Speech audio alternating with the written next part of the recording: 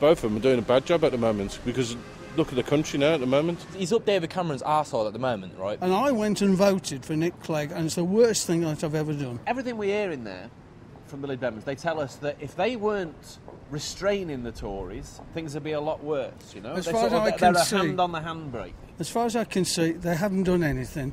I think it's a load of flannel what they're saying. They've gone too far on the economic side. I don't think they're really making much progress there. I'm not at work at the moment. That's the problem. I'm in the same case as everybody else. I trained a Polish guy up for my job, and because he took 15 grand a year and I was on 25 grand a year, who did they employ? Him, not me. Sounds like you might do better if the Tories alone were in power, and that it might be the Lib Dems who are spoiling it for you. To be quite honest, I'd like someone in there going to just improve the country. Not enough opportunity going on at the moment. I'm surprised people aren't leaving the country and trying to look work for somewhere else.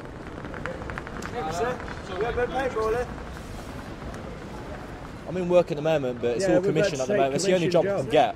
What do you do? I'm selling paintball tickets, and literally it's very hard work, so I'm going up to random people trying to get their money out of them to do a good deal, to be fair, but it's not your most ideal job to do, but it's the only job I can get. And hold on a minute, you're not on an hourly rate, you get it's all paid, commission. You get paid according to how many goes at paintball you manage to sell in any given day. Yeah, I get paid £12.50 each sale. How much are you making on a bad day? Nothing.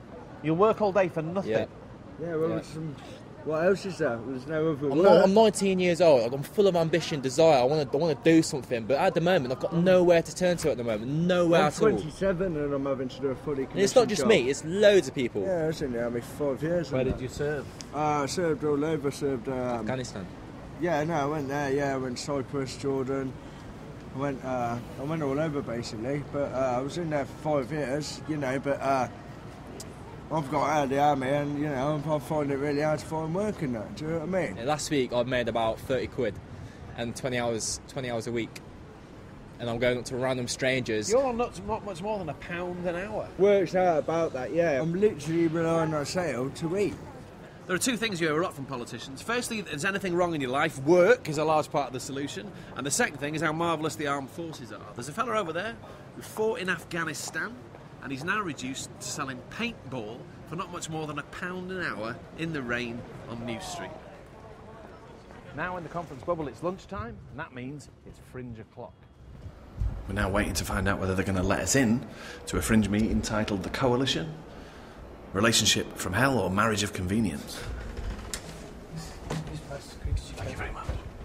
What condition of our economy will actually prise us loose from an economic strategy that is condemned by the most intelligent and informed, genuinely liberal economists throughout the world?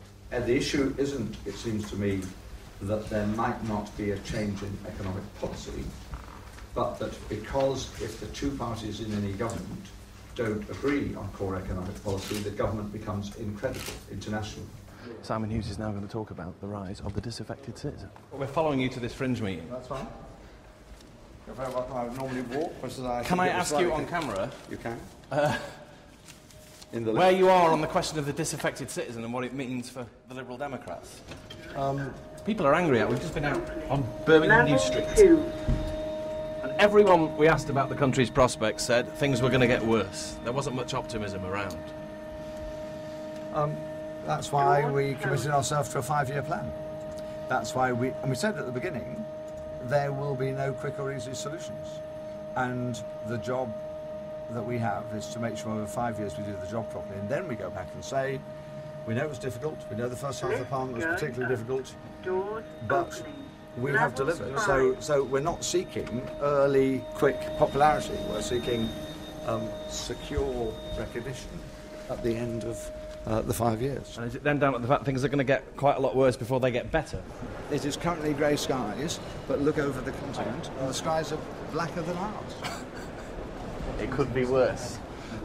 Most people agree that in 20 years they would actually earn less than they do today. So there is a general sense that society is going to hell in a handcart. And we just checked the Prime Minister's assertion that society wasn't just broken but also sick. If we really want to not have disaffected young people, we have to make it much easier to vote, much easier to participate, much easier to find the information. And I think we need to be much more radical about the way we address our economic situation domestically in the UK, because we have really got ourselves, by our own actions, into a quality of circumstance in which there are huge differentials at very close quarters. John Harris from The Guardian. One of my jobs at these occasions is to go out there and talk to the general public.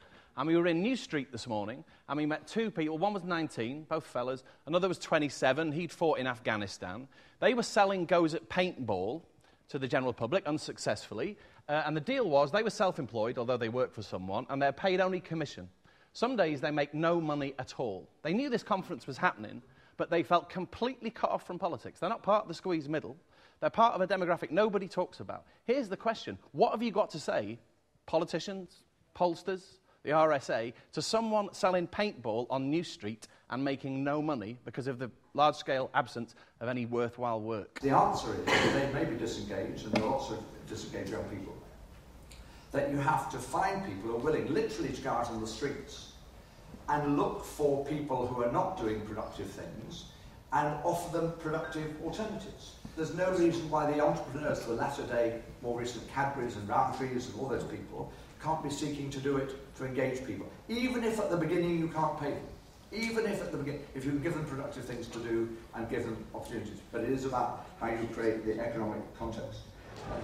Perhaps not the kind of answer our paintball friends would have wanted to hear, but still, let's go and see how some of that plays with the general public. I've been job hunting all summer and nothing. I've been looking in like supermarkets and everything, and no one's got not any job vacancies for our age. I guess you have to be willing to do a bit of work for free. But only a bit, maybe? Probably, yeah. What's your limit? 3 months. Probably the same. I wouldn't do it in general. I'm with you, you see. I think that's called exploitation, really, by any other name, you know. Yeah, obviously. There needs to be more jobs going, innit? Standard. How are you doing work-wise at the minute? Not good. Really? Yeah, not good. We're the lost generation. The lost generation. You think you're the lost generation? I think we're neglected. We are neglected. One of the things we heard today is that people like you would be more interested and more involved in politics if voting was easier.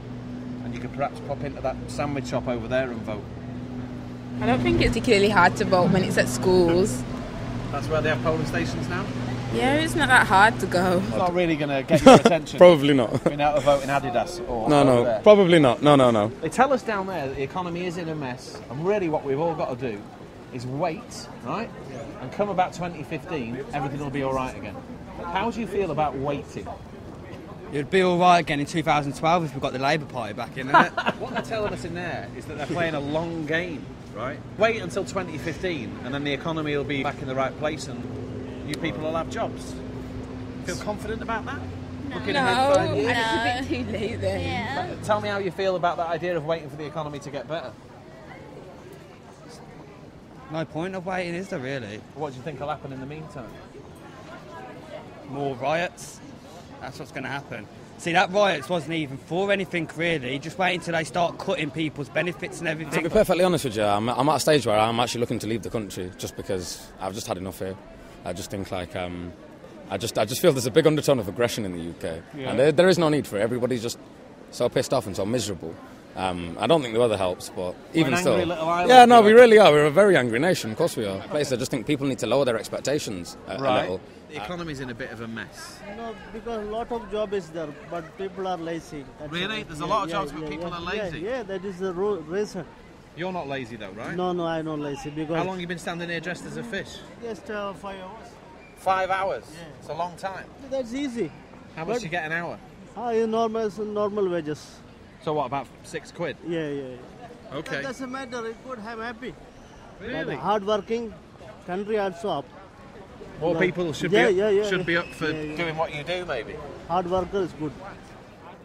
Politicians and the people around them tend to talk about the so-called disaffected citizen as if all this is a matter of mystery. I don't think it is. It's really about a broken economic model which is making people's lives a struggle, and meanwhile they're not hearing any kind of convincing answers from politicians. I mean, what have we found down there today? Don't worry, it's a long game. The economy will right itself by 2015. A lot of people are going to have to get used to the idea of working for a spell for absolutely nothing, and if all else fails, they might put a polling station in the supermarket. I've got to be honest, I'm not really sensing an imminent reconnection between politics and the people.